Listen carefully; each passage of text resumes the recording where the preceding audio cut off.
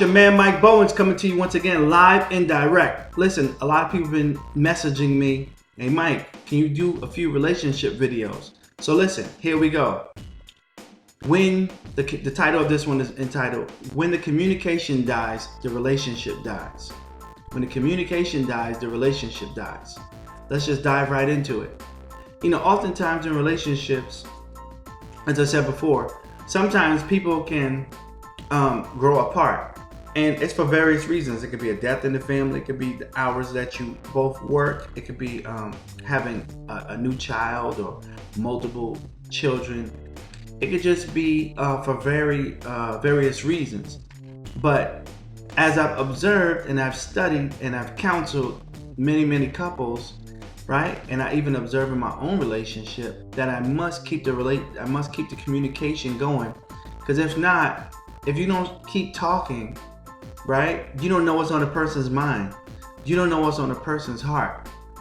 And it's up to you to find out, to seek out, to draw out what's in a person's mind, what's in a person's heart, so that you can do your part in fulfilling what you promised to fulfill in that relationship.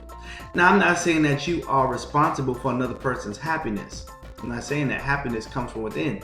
However, when you are in a relationship, you're making a commitment to that person. You're making a commitment to have a great relationship. You're making a commitment to know that person, to be there with that person, to go through the ups and downs of life. And how can you have a great relationship without communication? How can you have a great relationship without talking? How can you have a great relationship without listening? See, I know a lot of people, they want to talk and they don't want to do no listening. And I know some people who will listen, but they won't talk. So it has to be a combination of both. And I know a lot of people, they're very frustrated because the person that they're with, they won't talk. They won't open up. They won't communicate. I say this to her, I say that to her, and she's just quiet. I say this to him, I say that to him, and he's just quiet. And I can't get any feedback on what it is that I'm trying to draw out of him, because I don't know if he really loves me or doesn't love me, or she really loves me, or because they're not communicating. They're not saying anything back to me. And I need for them to talk to me so I know exactly where they are. I know what they want out of life. I know what they want to do, and how can we make this thing better, right? You can't have any new plans. You can't set any new goals. You can't do anything unless you communicate. And I have observed and I have learned that once communication begins to die in a relationship, the next thing to come is affection. You will not be as affectionate towards the person anymore because you have lost that connection. Once you lose the mental connection, then you begin to lose the physical connection. And when that happens, that relationship is almost 99% over with. Not saying it can't be revitalized, not saying it can't be strengthened, but it takes two to really make this happen, right? And I think that if you're aware of the signals and the signs, then you can make the necessary changes, right? So that this doesn't happen, so that instead of you growing apart, you learn to grow together. Does that make sense? You learn to grow together, right? And the Bible says, how can any two walk together unless they agree? So you got to be of one mind, one voice, one thought process. I'm not saying you don't have your individual things that you like to do or you like to watch or whatever. No, that's not what I'm saying. I'm saying that you need to be in one accord. You need to be in agreement. Not meaning like, hey, this person, wants to go to vacation here and you want to go to vacation there. Can you compromise? Can you come to an agreement and say, okay, let's go to this place where both people feel like you're getting the upper hand, or you both feel like you're winning? Not one person every time. You want to do this and you have to do that, and you want to eat this and you have to eat that, and you have to go to this restaurant because this person likes it, so we have to do that. It makes the other person feel like they have no voice. And so that's definitely a reason why they would stop talking.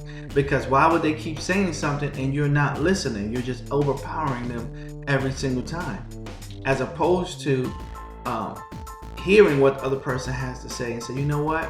I know I really want to do this, but maybe next time we can do that. Let's go here because you want to go there. And next time we make an agreement that we're going to go here, or we're going to do this right now, and then next time we're going to do that. It don't have to be your way all the time. It's not Burger King, okay? Can't have it always your way. And so by doing that, you enhance the communication between the two of you. And when you can communicate effectively, not getting upset because someone's saying something that you dislike, not getting upset because it doesn't go the way that you want it to go, right? Communication does not have to be hard. It shouldn't be drawn out. Communication can be very easy. And there's an art and a skill to communication. Because like I said this time and time before, I remember my wife and I used to talk, and I would find myself getting upset with the thing that she was saying to me or asking me. And in my own mind, when I became aware of it, I would say to myself, why am I getting upset and she's just asking me a question? Why am I getting mad? It's because of my upbringing and my background, and it's something at that point in time that I never dealt with. Because if I had a girlfriend before and she did that, I'm out of here. I didn't deal with that. But when you're in a serious relationship or even marriage, you can't just, I'm out of here because the questions that you're asking me, I'm out of here. And it becomes a habit, right? If you look at your life, there's certain habits that you have built in.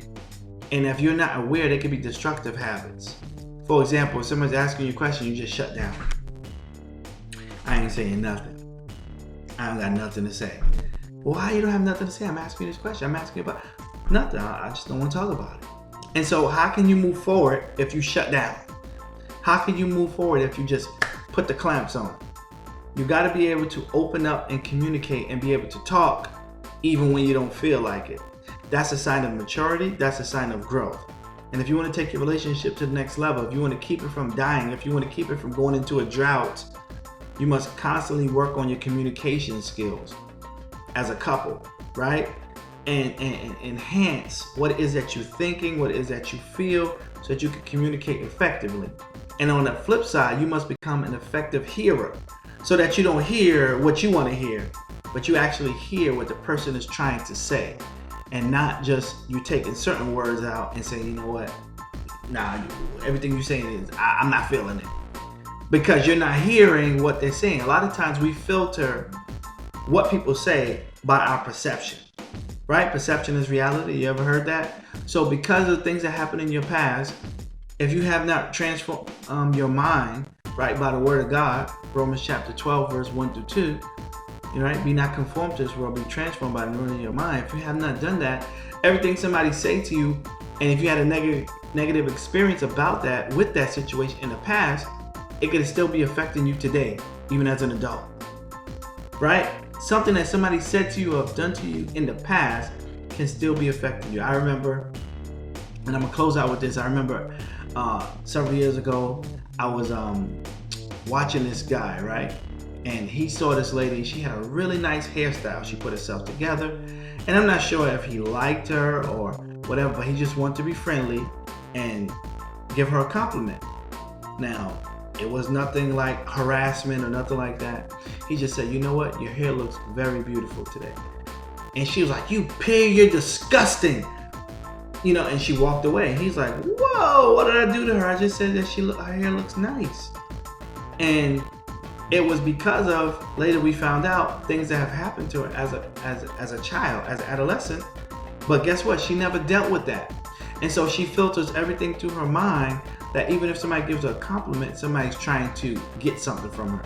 Someone's trying to take advantage of her because of what happened to her in her past. And so you say, how does all this have to do with communication?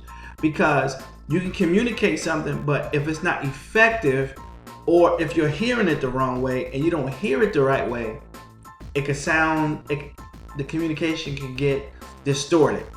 Does that make sense?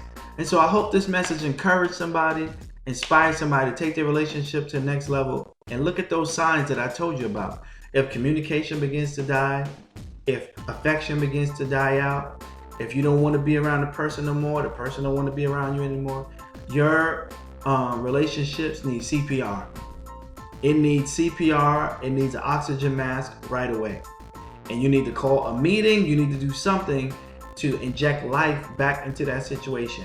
Prayer is good. God can give you understanding, right? He can give you peace in that situation, but then you need to take some action steps in order to bring that situation back together again. This is your man, Mike Bowens. I'm signing off until next time, saying, be blessed.